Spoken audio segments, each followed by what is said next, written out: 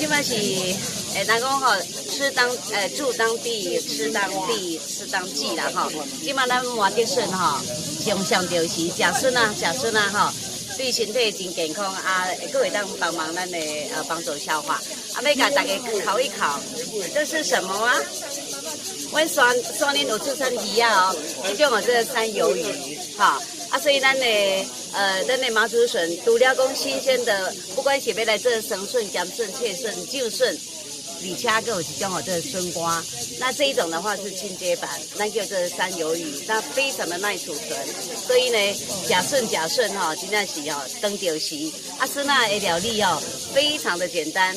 啊，也在成的过程当中吼，嘛非常生命力很强，所以吼，这个时阵食什么呢？这个时阵食满德顺上着时。啊，所有加工的方式，等一下我们会跟大家来介绍。啊，所以呢，要食健康，啊要食当季，要食当地，食咱的山鱿鱼。讲大家拢外面这个山顶的笋啊，佫特别好食。笋啊，像早到福建来讲啊，笋啊即摆变着，啥物笋都挺好食。